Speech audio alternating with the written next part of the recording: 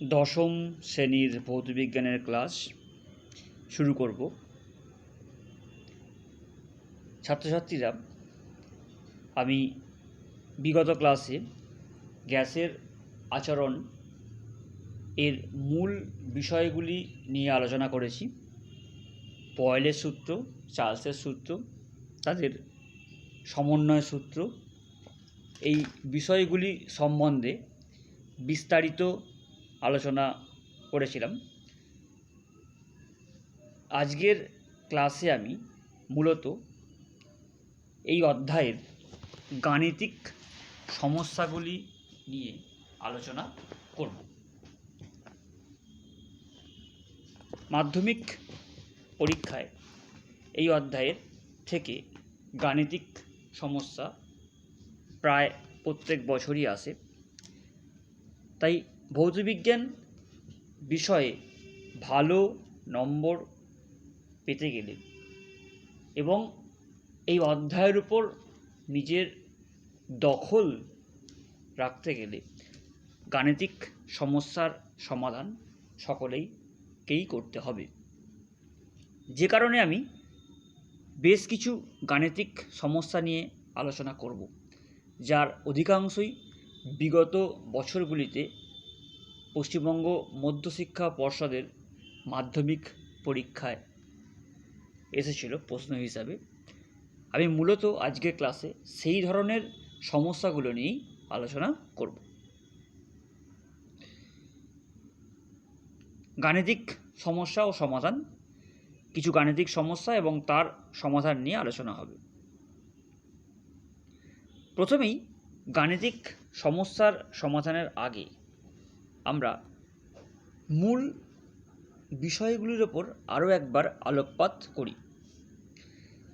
যে সূত্রের ওপর ভিত্তি করে আমাদের গাণিতিক সমস্যার সমাধান করতে হবে, সূত্রটি হলো P1 V1 বাই T1 সমান P2 V2 বাই T2। এটা হলো চার্লস এবং বয়েলের সমন্বয় সূত্র। প্রথমে মনে রাখতে হবে যে এই সূত্র কখন প্রযোজ্য।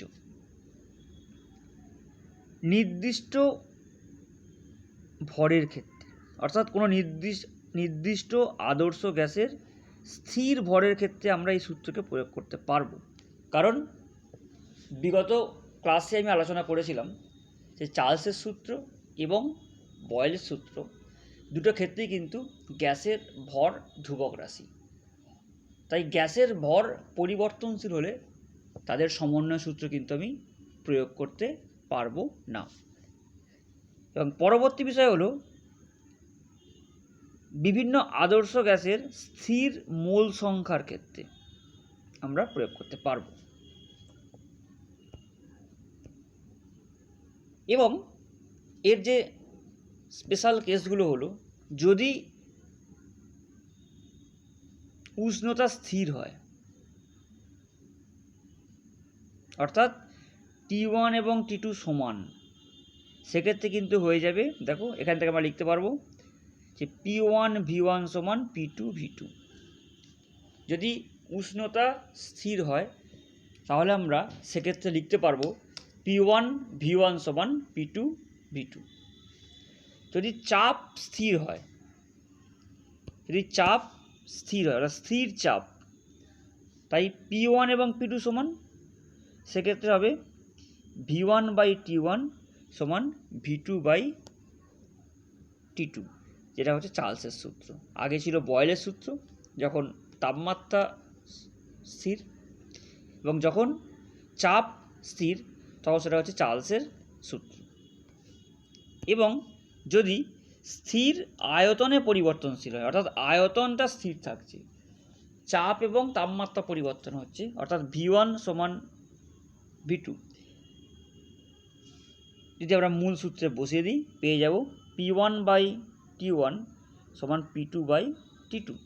এটাকে বলা হয় গেলুসাকের চাপের সূত্র।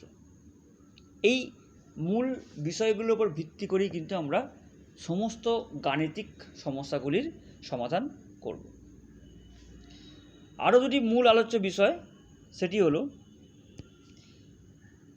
আমরা যে T1 এবং T2 ব্যবহার করেছি সূত্রে, তারা অবশ্যই কেলভিন স্কেলে থাকবে। অর্থাৎ যদি আমাকে তাপমাত্রার মান সেলসিয়াস স্কেলে দেয়, সেটাকে আমাকে কেলভিন স্কেলে রূপান্তর করে নিতে হবে। এই বিষয়গুলি মনে রাখলেই কিন্তু আমরা অঙ্কগুলির সমাধান খুব সহজেই করতে পারব। আমরা প্রথম অঙ্কে আসি। অঙ্কটা সকলেই মন দিয়ে পড়ো। বলা হয়েছে 0 ডিগ্রি সেন্টিগ্রেড উষ্ণতায় রক্ষিত একটি নির্দিষ্ট ভরের গ্যাস, যেটা আমরা প্রথমে আলোচনা করেছিলাম। অর্থাৎ আমি কিন্তু চার্লস এবং বয়েলের সমন্বয় সূত্রের প্রয়োগ এখানে করতে পারবো। চাপ দ্বিগুণ এবং আয়তন অর্ধেক করা হলো, গ্যাসটির অন্তিম উষ্ণতা কত হবে? সূত্র হলো P1 V1 বাই T1 সমান P2 V2 বাই T2, যেখানে সমস্ত ক্ষেত্রেই জেনে রাখবে যে P1 V1 এবং T1 হলো প্রাথমিক চাপ, প্রাথমিক আয়তন এবং প্রাথমিক উষ্ণতা, এবং P2 V2 এবং T2 হলো অন্তিম চাপ, অন্তিম আয়তন এবং অন্তিম উষ্ণতা। এবং উষ্ণতা কিন্তু অবশ্যই কেলভিন স্কেলে থাকবে। এগুলোকে তোমরা পরম উষ্ণতা না লিখে অন্তিম উষ্ণতা লিখবে। এখন চাপ দ্বিগুণ করা হয়েছে, তাহলে সম্পর্কটা কি দাঁড়ায়? P2 সমান 2P1। P1 হলো প্রাথমিক চাপ, তাকে দ্বিগুণ করা হয়েছে, অর্থাৎ 2 দিয়ে গুণ করা হয়েছে, করলে আমরা পেয়ে যাব অন্তিম চাপ P2। আয়তনকে অর্ধেক করা হয়েছে, তাই প্রথমে আয়তন ছিল কত? V1, তাকে আমরা 2 দিয়ে ভাগ করেছি, করলে পেয়ে যাব কি? V2 বা অন্তিম আয়তন। T1 প্রাথমিক তাপমাত্রা বলা হয়েছে, দেখো 0 ডিগ্রি সেন্টিগ্রেড, অর্থাৎ 273 কেলভিন। সেন্টিগ্রেড থেকে কেলভিন স্কেলে নিয়ে যাওয়ার উপায় হচ্ছে সেন্টিগ্রেড স্কেলে যা তাপমাত্রা দেয়া থাকবে তার সঙ্গে আমরা 273 যোগ করব, করলে আমরা কেলভিন স্কেলের তাপমাত্রা পেয়ে যাব। আমাকে T2 বের করতে হবে। আমরা এই মূল সূত্রে বসিয়ে দিয়েছি। P1 V1 বাই T1 সমান 273, P2 সমান 2P1 এখান থেকে পেয়েছি, V2 সমান V1 বাই 2 এই জায়গা থেকে পেয়েছি, করলে আমরা সমাধান করলে খুব সহজেই পেয়ে যাব 273 কেলভিন।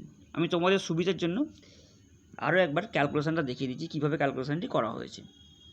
এখানে আমরা লিখতে পারবো P1 V1 বাই 273 সমান 2P1 গুণ V1 বাই 2 ইন্টু T2। এবার দেখো 2 2 কেটে গেল, দুদিক থেকে আমরা P1কে বাদ দিয়ে দিলাম, V1টাকেও বাদ দিয়ে দিলাম, দেখি পেলাম V1 বাই 273 সমান 1 বাই T2, বা T2 সমান 273 কেলভিন বা 0 ডিগ্রি সেন্টিগ্রেড। অর্থাৎ অন্তিম তাপমাত্রা হবে 0 ডিগ্রি সেন্টিগ্রেড। তাই তাপমাত্রা কিন্তু কোনো পরিবর্তন এক্ষেত্রে হলো না। পরবর্তী প্রশ্ন,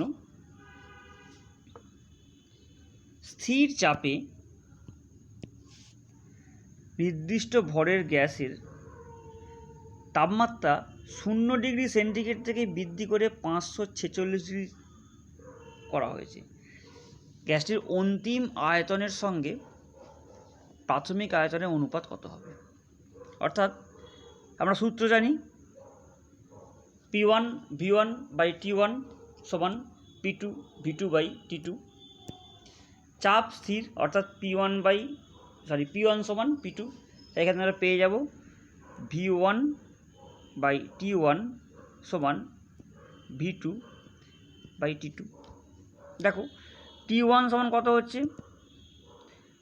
0 ডিগ্রি সেন্টিগ্রেড, তার মানে 273 কেলভিন, এবং T2 এটা হলো কিন্তু 546 ডিগ্রি সেন্টিগ্রেড সমান 546 প্লাস 273 কেলভিন, অর্থাৎ যোগ করে আমরা পাবো 819 কেলভিন। বোঝা গেল? এখন আমরা এখানে বসিয়ে দেবো, অর্থাৎ V1/273 সমান V2/819 বা V1/V2 সমান 273/819। এভাবে আমরা কিন্তু এর মান নির্ণয় করতে পারবো। এখানে করা হয়েছে দেখো, বা V2/V1 সমান হচ্ছে 819/273 3/1, অর্থাৎ V2:V1, অর্থাৎ অন্তিম আয়তন এবং প্রাথমিক আয়তন এদের অনুপাত হলো 3:1। আশা করি তোমরা সকলেই বিষয়টি বুঝতে পেরেছ। এখন আমি পরবর্তী অঙ্কে আসব। এটি 2017 সালের মাধ্যমিক পরীক্ষায় এসেছিল। এসটিপিতে নির্দিষ্ট ভরের গ্যাসের আয়তন 52 ঘনমিটার হলে অপরিবর্তিত উষ্ণতায়, প্রশ্নটা পড়ার সময় এই বিষয়গুলি সকলেই খেয়াল রাখবে, উষ্ণতা কিন্তু অপরিবর্তিত, উষ্ণতা অপরিবর্তিত থাকায় আমরা কিন্তু বয়েলের সূত্র প্রয়োগ করব, অর্থাৎ T1 সমান T2। তাই মূল সূত্র P1V1/T1 সমান P2V2/T2। এখানে আমরা পেয়ে যাব P1V1 সমান P2V2। এখন এসটিপি অর্থাৎ P1 হবে 76 সেন্টিমিটার পারস্তম্ভের চাপ। প্রমাণ চাপের সংজ্ঞা অনুযায়ী আমরা পাবো P1 সমান হচ্ছে 76 সেন্টিমিটার এইচজি। অন্তিম চাপ বলে দেওয়া হয়েছে 104 সেন্টিমিটার এইচজি। V1 সমান 52 ঘনমিটার, তাহলে V2 কত? আমরা এখান থেকে লিখতে পারবো যে 76 যেটা হলো P1 এর মান গুণ V1 সমান 52 সমান P2 হলো 104 এবং V2, বা V2 সমান হচ্ছে 76 গুণ 52/104। যদি আমরা এটা সরলীকরণ করি তাহলে পাবো 2 এবং 38, অর্থাৎ 38 মিটার কিউব। এটি হলো অন্তিম আয়তন।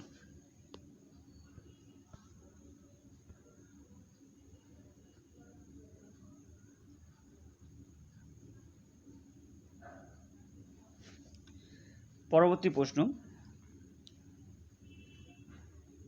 760 মিলিমিটার পারস্তম্ভের চাপ,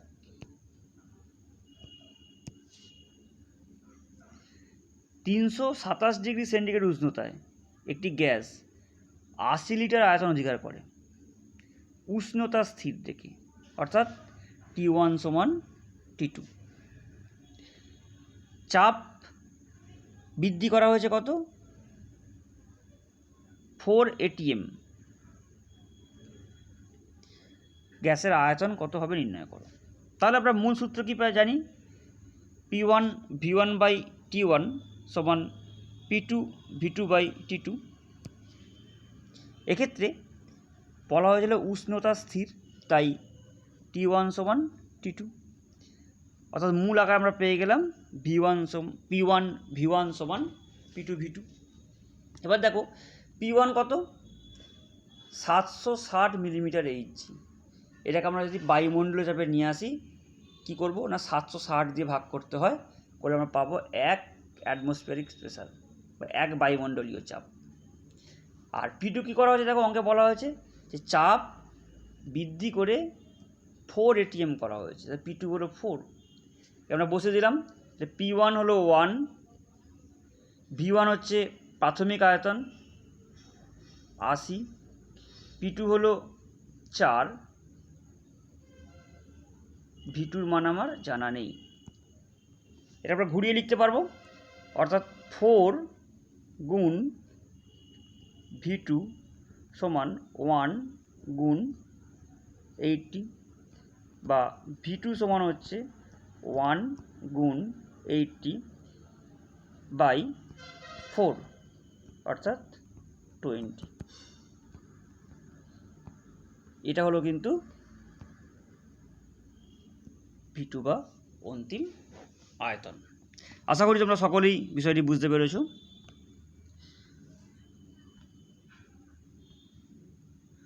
পরবর্তী অঙ্কে আসবো, এটাও 2017 সালের মাধ্যমিক পরীক্ষা এসেছিল।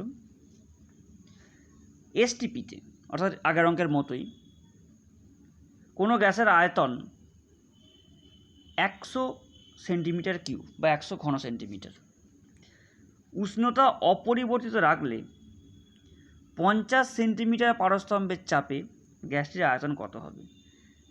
ঠিক একইভাবে আমরা মূল সূত্রে চলে এলাম। অঙ্কে দেখো বলা হয়েছে যে উষ্ণতা অপরিবর্তিত আছে, তাই T1 সমান T2, অর্থাৎ তাপমাত্রাকে বাদ দিয়ে দিলাম, পড়ে রইল কি P1 V1 সমান P2 V2। এখন P1 সমান বলা হয়েছে এসটিপি, অর্থাৎ স্ট্যান্ডার্ড টেম্পারেচার অ্যান্ড প্রেসার, বা এনটিপি নর্মাল টেম্পারেচার এবং প্রেসার, সেটা হলো 76 সেন্টিমিটার পারস্তম্ভ, প্রমাণ চাপ যেটাকে বলা হয়। V1 এটা হলো 100 সেন্টিমিটার কিউব। P2 এটা হলো 50 সেন্টিমিটার এইচজি। তাহলে V2-র মান কত হবে না, P1 এর মান বসাই, যে 76 গুণ V1 হলো 100, P2 50, V2 কত, এখান থেকে লিখতে পারবো V2 সমান হচ্ছে 76 গুণ 100 বাই 50, 2 হলো, অর্থাৎ 152 ঘন সেমি। এটাই হলো কিন্তু অন্তিম আয়তন।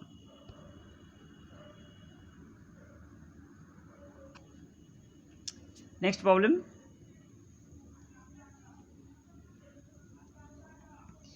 এসটিপিতে 91 সেন্টিমিটার কিউব, 91 ঘন সেমি আয়তন কোনো গ্যাসকে উত্তপ্ত করে উষ্ণতা 27 ডিগ্রি সেন্টিগ্রেড করা হলো।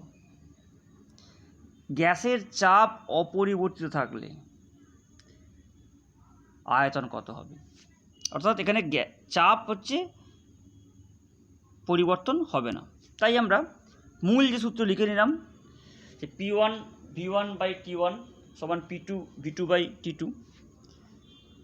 চাপ অপরিবর্তিত, তাই P1 সমান P2। মূল সূত্র থেকে আমরা চাপকে বাদ দিয়ে দিলাম, যে পেলাম V1 T1 by V2 T2। এখন দেখো V1 বলা আছে 91 সেন্টিমিটার, T1 0 ডিগ্রি সেন্টিগ্রেড বা 273 কেলভিন, T2 27 ডিগ্রি সেন্টিগ্রেড।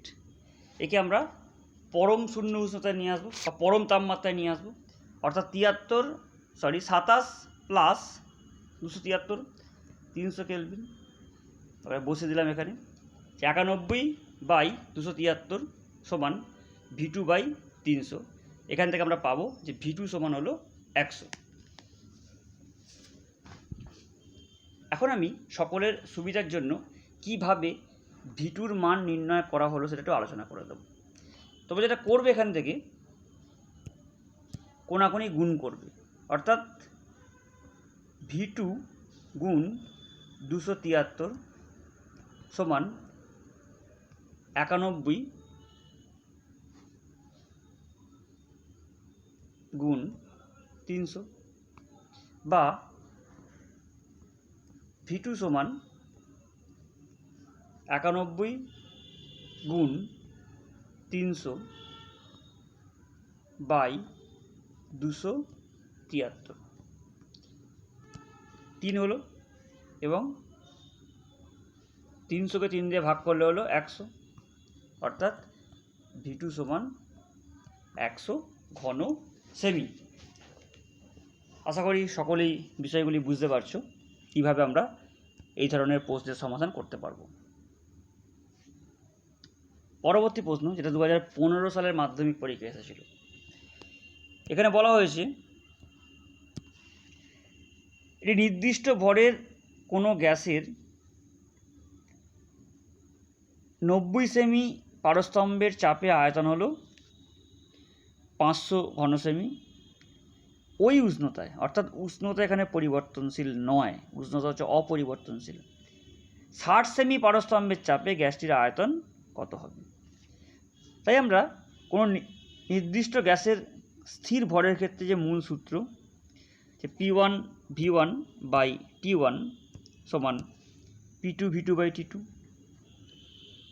কী হয় না, স্থির উষ্ণতা অর্থাৎ T1 সমান T2, অর্থাৎ মূল সূত্র থেকে আমরা T1কে বাদ দিয়ে দিলাম, পাওয়া গেল P1 V1 সমান P2 V2।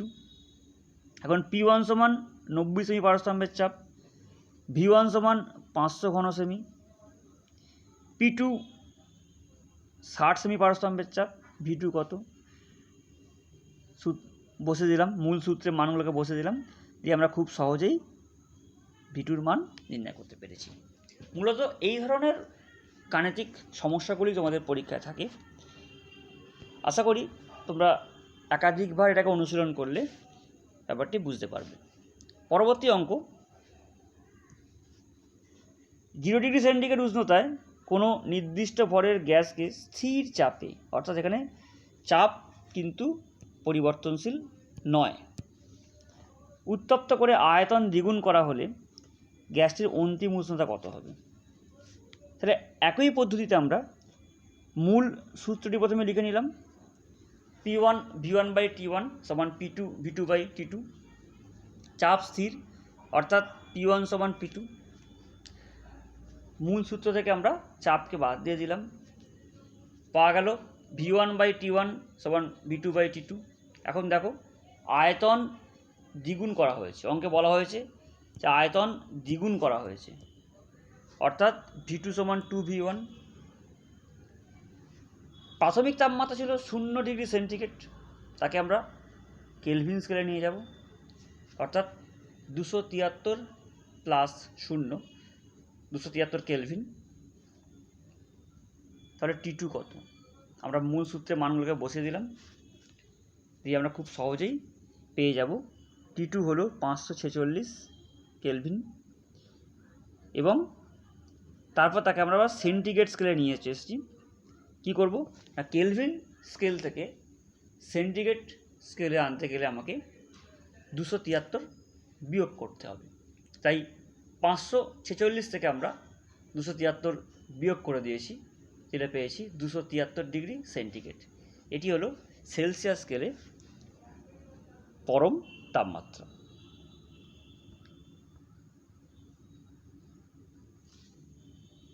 পরবর্তী প্রশ্ন, নির্দিষ্ট তাপমাত্রায় কিছু পরিমাণ গ্যাসের উপর চাপ প্রয়োগ করে আয়তন অর্ধেক করা হয়েছে, চাপ বৃদ্ধির পরিমাণ নির্ণয় করো। তাপমাত্রা স্থির, তাই একইভাবে আগের অঙ্কগুলোর মতোই আমরা শুরু করব এটাকে। যে P1 সমান P2 মূল সূত্র। যেহেতু তাপমাত্রা স্থির তাই T1 সমান T2। এখন আমরা মূল সূত্র থেকে আমরা তাপমাত্রাকে বাদ দিয়ে দিলাম, পাওয়া গেল P1 সমান P2 এখন প্রশ্নটি তোমরা আরও একবার ভালো করে পড়ে দেখো, আয়তনকে অর্ধেক করা হয়েছে, অর্থাৎ V2 সমান V1/2 এখানে আমরা বসিয়ে দিয়েছি যে P1 সমান P2 আর V1-এর জায়গা V2-র জায়গায় হচ্ছে V1/2 বলে আমরা পাবো যে P1 এখান থেকে লিখতে পারবো আমরা P1 সমান P2 গুণ হাফ বা P2 সমান 2P1, অর্থাৎ চাপের পরিমাণ কিন্তু দ্বিগুণ হয়েছে। P2 হচ্ছে অন্তিম চাপ, এটা সমান 2P1, অর্থাৎ চাপের পরিমাণ দ্বিগুণ হয়েছে।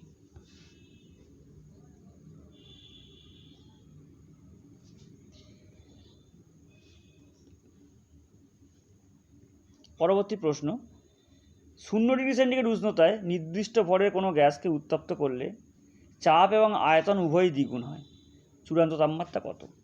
তাহলে প্রাথমিক ব্যাপারগুলো ধরে নিই যে প্রাথমিক আয়তন হলো V1, প্রাথমিক চাপ P1, প্রাথমিক তাপমাত্রা T1, অন্তিম চাপ V2, অন্তিম আয়তন V2 কী করা হয়েছে?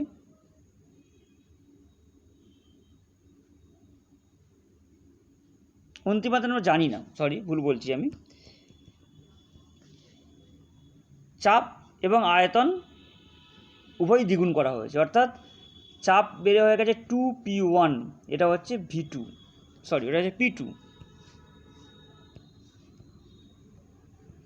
দেখো P2 সমান 2P1, আয়তন বৃদ্ধি পেয়ে হয়েছে 2V1, এটাকে লিখতে পারবো V2, এবং তাপমাত্রা T1 ছিল সে ধরলাম, সেখান থেকে বৃদ্ধি পেয়ে T2 হয়েছে। তাহলে মূল সূত্র হচ্ছে এটা যে P1 V1/T1 সমান P2 V2/T2। ডান পক্ষে দেখো P2-র জায়গায় 2P1, V2-র জায়গায় 2V1 বসে দিলাম, দেওয়ার পরে কী পেলাম, দুদিক থেকে P1 বাদ চলে গেল, V1 বাদ চলে গেল, পেলাম 1/273 সমান 4/T2 বা T2 সমান 273 গুণ 4, এত কেলভিন সমান 1092 কেলভিন, বা লিখতে পারবো আমরা 1092 বিয়োগ 273 এত ডিগ্রি সেন্টিগ্রেড, 819 ডিগ্রি সেন্টিগ্রেড। এটি হলো গ্যাসটির চূড়ান্ত বা অন্তিম তাপমাত্রা।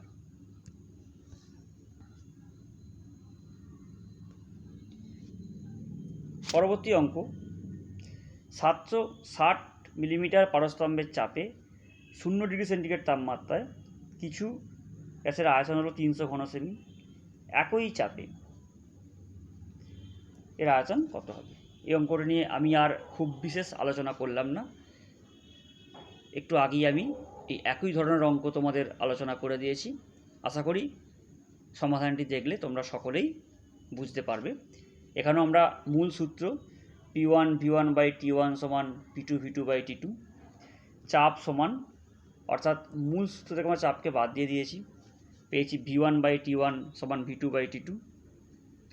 V1 সমান বলা হয়েছে 300 ঘনসেমি, V2 জানি না, T1 হচ্ছে 273 কেলভিন এবং T2 হলো 546 প্লাস 273 819 কেলভিন।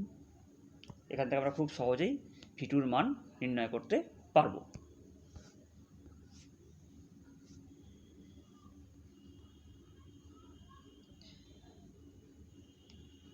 পর্ব নাম্বার 12, স্থির তাপমাত্রায় কোনো নির্দিষ্ট ভরের গ্যাসের আয়তন এবং চাপ বলা হয়েছে, ওই তাপমাত্রা তাপমাত্রা স্থির কত চাপে আয়তন এত হবে। একই সূত্র, দেখো মূল সূত্র P1 V1/T1 সমান V2 বাই T2, তাপমাত্রা স্থির অর্থাৎ T1 সমান T2। তাই মূল সূত্র থেকে আমরা তাপমাত্রাকে বাদ দিয়ে দিয়েছি, পেয়েছি P1 V1 সমান P2 V2। এখন এখানে V1 সমান 750 ml, P1 সমান 80 সেন্টিমিটার পারস্তম্ভের চাপ, V2 সমান 1000 ml, তাহলে P2 কত? এখান থেকে খুব সহজেই আমরা কিন্তু P2-র মান পেয়ে যাব। দেখবে অঙ্কটা সমাধান করা আছে, এখানে মানগুলো বসানো হয়েছে এবং এখান থেকে P2-র মান পেয়ে গেছি 60 সেন্টিমিটার পারস্তম্ভের চাপ।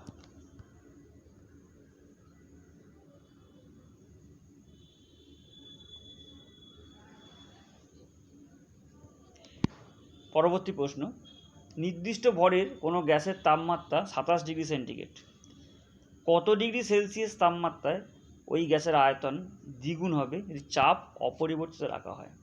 একই প্রশ্ন, চাপ অপরিবর্তিত আছে, তাই আমরা মূল সূত্র লিখে নিলাম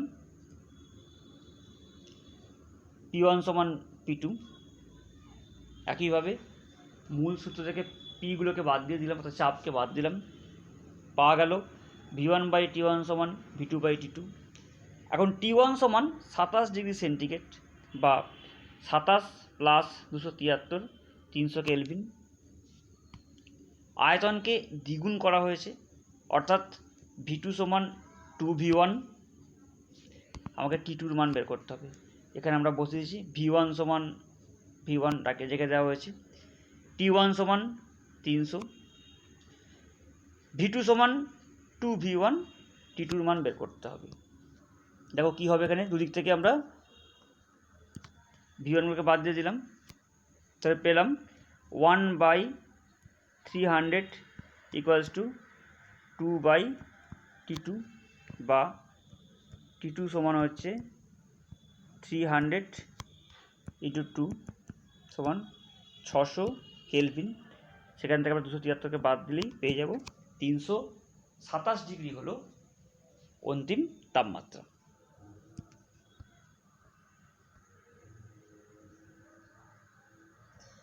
এই অঙ্কটিও আগের মতোই অঙ্ক, তোমরা নিজেরা চেষ্টা করবে।